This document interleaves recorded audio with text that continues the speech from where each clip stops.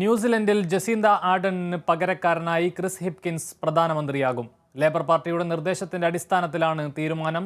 ജസീന്തയുടെ അപ്രതീക്ഷിത രാജി പ്രഖ്യാപനത്തെ തുടർന്നാണ് പുതിയ പ്രധാനമന്ത്രിയായി ക്രിസ് ഹിപ്കിൻസ് അധികാരത്തിലെത്തുന്നത്. വിവരങ്ങളുമായി അനുഷ ഭരതൻ ചേരുന്നു ന്യൂസ് ഡെസ്കിൽ നിന്നും. അനുഷ, ഇപ്പോൾ ജസീന്തയ്ക്ക് പിൻഗാമിയായി ഇപ്പോൾ ക്രിസ് ഹിപ്കിൻസ് വരുന്നു. ഇനി എന്തൊക്കെ നടപടിക്രമങ്ങളാണ് പൂർത്തിയാക്കാനുള്ളത്? കമലേഷ്, ന്യൂസിലൻഡിൻ്റെ 41ാം പ്രധാനമന്ത്രിയായി ക്രിസ് ഹിപ്കിൻസ് വരികയാണ്. നാളെ, അതായത് ഞായറാഴ്ച നടക്കാനിരിക്കുന്ന ലേബർ പാർട്ടിയുടെ കോക്കസ് യോഗത്തിന് ശേഷമായിരിക്കും ഇത് സംബന്ധിച്ചുള്ള ഔദ്യോഗികമായ പ്രഖ്യാപനം ഉണ്ടാകുക.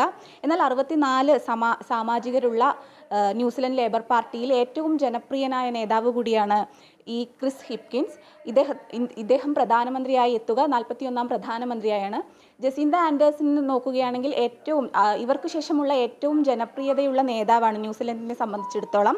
2008 ഈ ഹിപ്കിൻസ് ലേബർ പാർട്ടിയിലൂടെ ആദ്യമായി തിരഞ്ഞെടുക്കപ്പെട്ടത്. അതിനുശേഷം 2020 COVID-19 ചുമതല, അതായത് COVID-19 റെസ്പോൺസ് ചുമതലയുള്ള മന്ത്രിയായി ഇദ്ദേഹത്തെ നിയമിച്ചിരുന്നു. ഈ കാലയളവിൽ ഇദ്ദേഹത്തിൻ്റെ പ്രവർത്തനം ഏറ്റവും മികച്ച രീതിയിലുള്ളതായിരുന്നു. ഇതാണ് ഇപ്പോൾ പ്രധാനമന്ത്രി പദത്തിലേക്ക് ഇദ്ദേഹത്തെ എത്തിക്കുന്നതിൽ പ്രധാനമായും പങ്കുവഹിച്ചത്. നിലവിൽ ന്യൂസിലൻഡിലെ സാഹചര്യം നോക്കുകയാണെങ്കിൽ ഏറ്റവും ജനപ്രിയതയുള്ള നേതാവാണ്. ഒരുപക്ഷെ ജസീന്തയ്ക്കും ഉപരിയായി ജനപ്രിയതയുള്ള നേതാവ് കൂടിയാണ് ഈ ക്രിസ് ഹിപ്കിൻസ്. അതോടൊപ്പം തന്നെ ചേർത്ത് പറയേണ്ടത്, ഒക്ടോബർ 14 ന്യൂസിലൻഡിൽ തെരഞ്ഞെടുപ്പ് നടക്കാനിരിക്കുകയാണ്. അതായത് ഇനി ഒരു 10 മാസം മാത്രമേ ഇനി ഈ തെരഞ്ഞെടുപ്പിനുള്ളൂ.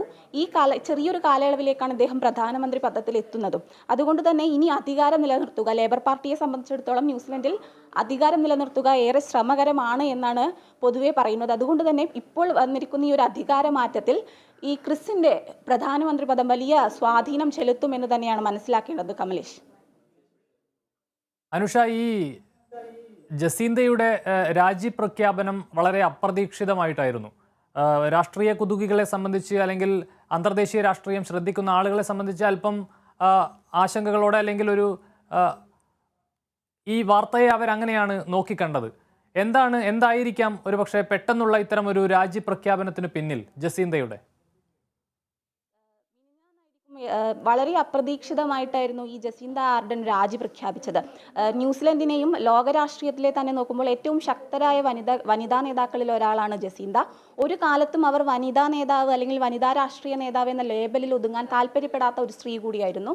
ഇത്തരത്തിലെല്ലാം നോക്കുമ്പോൾ വളരെ അപ്രതീക്ഷിതമായി ഇവർ രാജി പ്രഖ്യാപിച്ചതിൻ്റെ കാരണം തേടിയപ്പോൾ തനിക്കിനി പ്രധാനമന്ത്രി പദത്തിലിരിക്കാനുള്ള ഊർജ്ജം തന്നിൽ അവശേഷിക്കുന്നില്ല, ഇനി ഒരു പ്രധാനമന്ത്രി പദത്തിലേക്ക് ഇനി ഒരു മത്സരത്തിനും താനില്ല എന്നൊരു നിലപാടായിരുന്നു അവർ സ്വീകരിച്ചത്.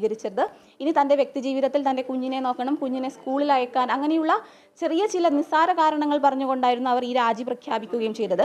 എന്നാൽ ന്യൂസിലൻഡിലെ സാഹചര്യം നോക്കുകയാണെങ്കിൽ ലേബർ പാർട്ടിയെ സംബന്ധിച്ചിടത്തോളം ലേബർ പാർട്ടിയിൽ 31% ഇവരുടെ ഈ ലേബർ പാർട്ടിയുടെ ജനപിന്തുണ കുറഞ്ഞിരുന്നു. വലിയ ജനപിന്തുണയുള്ള ഒരു പാർട്ടി 31% താഴുകയും പ്രതിപക്ഷമായ ന്യൂസിലൻഡ് നാഷണൽ പാർട്ടിക്ക് 37% ജനപിന്തുണ ലഭിക്കുകയും ചെയ്ത സാഹചര്യത്തിലാണ് ജസീന്തയുടെ ഈ അപ്രതീക്ഷിത പടിയിറക്കം എന്നാണ് മനസ്സിലാക്കേണ്ടത്. അതോടൊപ്പം തന്നെ ന്യൂസിലൻഡിൽ വലിയ രീതിയിൽ കുറ്റകൃത്യങ്ങളുടെ നിരക്ക് വളരെയധികം വർദ്ധിച്ച ഒരു കാലഘട്ടമായിരുന്നു ജസീന്തയുടെ ഈ പ്രധാനമന്ത്രി പദത്തിലിരിക്കുന്ന സമയം. അതോടൊപ്പം തന്നെ വലിയ തോതിൽ വിലക്കയറ്റവും ദാരിദ്ര്യവും റിപ്പോർട്ട് ചെയ്യുന്ന ഒരു കാലയളവായിരുന്നു ജസീന്തയുടെ ഈ പ്രധാനമന്ത്രി പദത്തിലൂടെ കടന്നുപോയത്. ഈ ഒരു സമയത്ത് ഒരു എസ്കേപ്പിസം, അല്ലെങ്കിൽ ഒരു രക്ഷപ്പെടലാണ് ജസീന്ത കാണിച്ചത് എന്ന് വലിയൊരു വിഭാഗം ഇപ്പോഴും പറയുന്നുണ്ട്. അതുകൊണ്ട് തന്നെയാണ് ഇപ്പോൾ ഇത്തരത്തിൽ മറ്റൊരു ജനപ്രിയത ഏറെയുള്ള ഒരു നേതാവിനെ ജസീന്തയ്ക്ക് പകരക്കാരനായി അല്ലെങ്കിൽ പിൻഗാമിയായി ന്യൂസിലൻഡിൽ പ്രതിഷ്ഠിച്ചിരിക്കുന്നത്. അതുകൊണ്ട് തന്നെ ഇത്തരത്തിലൊരു കാരണം, ഇത്ര വലിയൊരു രാഷ്ട്രീയ കാരണം ഇതിന് പിന്നിലുണ്ട്. ഒരു തരത്തിൽ പറഞ്ഞാൽ ഒരു ഒളിച്ചോട്ടത്തിനാണ് ജസീന്ത മുതിർന്നത് എന്ന് പോലും പല രീതിയിലുള്ള രാഷ്ട്രീയ വിമർശനങ്ങളും ജസീന്തയ്ക്ക് നേരെ വരുന്നുണ്ട്. കമലേഷ്. വ്യക്തമാണ് അനുഷ. ഇതോടൊപ്പം തന്നെ ജസീന്തയുമായി നേരത്തെ മറ്റൊരു വനിതാ പ്രധാനമന്ത്രിയും ഒരു കൂടിക്കാഴ്ചയും ഒക്കെ ആയി ബന്ധപ്പെട്ട ചില വാർത്തകളൊക്കെ വന്നിരുന്നു. വനിതകളായ രാഷ്ട്രീയ നേതാക്കളെ, അല്ലെങ്കിൽ പ്രധാനമന്ത്രിമാരെ, അല്ലെങ്കിൽ അത്തരത്തിൽ അധികാര സ്ഥാനങ്ങളിൽ എത്തുന്ന ആളുകളെ, അവരുടെ കൂടിക്കാഴ്ചകളെയൊക്കെ തികച്ചും ബാലിശമായ ചില വാദങ്ങൾ ഉന്നയിച്ച് സ്ത്രീപരമായിട്ടുള്ള, അല്ലെങ്കിൽ അത്തരത്തിൽ മാത്രം കാണുന്നു. ഇപ്പോൾ 2 പുരുഷന്മാരായ പ്രധാനമന്ത്രിമാരാണ് കണ്ടുമുട്ടിയതെങ്കിൽ ചോദിക്കാൻ സാധ്യതയില്ലാത്ത ചില ചോദ്യങ്ങളടക്കം മാധ്യമപ്രവർത്തകർ ഉന്നയിക്കുകയും അതിലൊക്കെ അവർ ഒരു അതൃപ്തി രേഖപ്പെടുത്തുന്ന ഒരു സാഹചര്യമൊക്കെ നേരത്തെ ഉണ്ടായിരുന്നു. ഒരുപക്ഷെ അത്തരത്തിലുള്ള വിഷയങ്ങളൊക്കെ ആവാം അവരെ പിറകോട്ടടിച്ചത് എന്ന ഒരു വാദം കൂടി ഇതിന് പിന്നാലെ വരുന്നുണ്ട്. അത്തരത്തിലൊരു നിഗമനത്തിലേക്ക് പൂർണ്ണമായും എത്താൻ സാധിക്കില്ല. ഞാൻ നേരത്തെ സൂചിപ്പിച്ചിരുന്നു, ജസീന്തയെ സംബന്ധിച്ചിടത്തോളം തൻ്റെ സ്ത്രീത്വം കൊണ്ട് അവർ ഒരു രാഷ്ട്രീയ നേട്ടത്തിനും മുതിർന്നിരുന്നില്ല. ഒരു സ്ത്രീ എന്ന നിലയിലുള്ള ഒരു പരിഗണനയും തനിക്ക് വേണ്ട എന്ന് പറഞ്ഞുകൊണ്ടായിരുന്നു അവർ അധികാരത്തിലെത്തിയത്.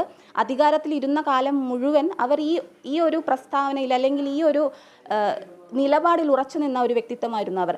ഏറ്റവും കൂടുതൽ ജസീന്ത ലോകത്തിന് മുന്നിൽ ശ്രദ്ധിക്കപ്പെട്ടത് എനിക്ക് തോന്നുന്നു 2019 ക്രൈസ്റ്റ് ചർച്ച് ആക്രമണത്തിൽ, ഭീകരാക്രമണത്തെ തുടർന്ന് ഈ ഭീകരാക്രമണത്തിൽ കൊല്ലപ്പെട്ടവരുടെ ബന്ധുക്കളെ കാണാനെത്തിയപ്പോൾ മുസ്ലിം മതവിഭാഗത്തിൻ്റെ ശിരോവസ്ത്രമായ ഹിജാബ് ധരിച്ചായിരുന്നു ജസീന്ത എത്തിയത്. കറുത്ത ശിരോവസ്ത്രം ധരിച്ച് ഇവർ, അതായത് ഈ മുസ്ലിം വിഭാഗക്കാരും നമ്മുടേതാണ്, ഈ ന്യൂനപക്ഷ വിഭാഗവും നമ്മുടെ ഭാഗമാണ് എന്ന വലിയൊരു നിലപാടെടുത്ത സ്ത്രീയായിരുന്നു അവർ. അതോടൊപ്പം തന്നെ ന്യൂസിലൻഡിനെ സംബന്ധിച്ചിടത്തോളം നോക്കുകയാണെങ്കിൽ 2019 കോവിഡ് മഹാമാരി കാലത്ത് ഏറ്റവും വലിയ രീതിയിൽ കോവിഡ് ക്ലസ്റ്റർ, അതായത് ഒരു ലോക്ക്ഡൗൺ സംവിധാനം ഏറ്റവും കൂടുതൽ ഫലപ്രദമായി വിനിയോഗിച്ച അല്ലെങ്കിൽ നടപ്പിലാക്കിയ ഒരു രാജ്യം കൂടിയായിരുന്നു. ക്ലസ്റ്റർ സംവിധാനത്തിൽ ആദ്യമായി ലോകത്ത് കോവിഡ് നിയന്ത്രണം കൊണ്ടുവന്ന ഒരു നേതാവ് കൂടിയായിരുന്നു ഇവർ. ഫേസ്ബുക്ക് പ്രധാനമന്ത്രി എന്ന പേരിൽ ഇരട്ടപ്പേരിട്ട് അപമാനിച്ചിരുന്നു പലരും ജസീന്തയെ. കാരണം നിരന്തരം ജനങ്ങളുമായി ഫേസ്ബുക്ക് വഴിയായിരുന്നു ഇവർ സംവദിച്ചിരുന്നത്. മറ്റൊന്ന്, സ്ത്രീ എന്ന നിലയിൽ കമലേഷ് സൂചിപ്പിച്ചതുപോലെ വലിയ രീതിയിലുള്ള എതിർപ്പുകൾ ഇവർ നേരിട്ടിരുന്നെങ്കിലും, കാരണം അധികാരത്തിലേറിയ കുറച്ച് മാസങ്ങൾക്കുള്ളിൽ തന്നെ താൻ ഗർഭിണിയാണെന്ന് അറിയിക്കുകയും പിന്നീട് പ്രസവാവധിയിലേക്ക് പോകുകയും ചെയ്തിരുന്നു. ഇതെല്ലാം വലിയ രീതിയിൽ വിമർശനങ്ങൾക്കായിരുന്നു ന്യൂസിലൻഡിനെ സംബന്ധിച്ചിടത്തോളം ഉണ്ടാക്കിയത്. എന്നാൽ പാകിസ്ഥാനിലെ ബേനസീർ ഭൂട്ടോയ്ക്ക് ശേഷം പ്രധാനമന്ത്രി പദത്തിലിരിക്കെ ഗർഭിണി അമ്മയായ ഒരു സ്ത്രീ കൂടിയാണ് ഈ ജസീന്ത. അതുകൊണ്ട് തന്നെ ഈ മാതൃത്വം എന്ന് പറയുന്നത് ഒന്നിനും അടിയറവ് പറയേണ്ട, അല്ലെങ്കിൽ സ്ത്രീകളുടെ കുതിപ്പിന് അടിയറവ് പറയേണ്ട ഒരു ഘട്ടമല്ല എന്ന് അടിവരയിട്ടുകൊണ്ടായിരുന്നു ജസീന്തയുടെ എല്ലാ പ്രവർത്തനങ്ങളും.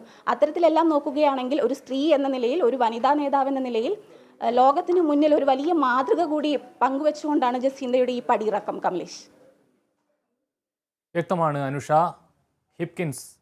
ജസീന്ത ആഡനിന് പകരക്കാരനായി ക്രിസ് ഹിപ്കിൻസ് ന്യൂസിലൻഡിൻ്റെ പ്രധാനമന്ത്രി പദത്തിലേക്ക് വരുന്നു. അനുഷ ഭരതനാണ് ഈ വാർത്തയുടെ വിശദാംശങ്ങൾ നൽകിയത്.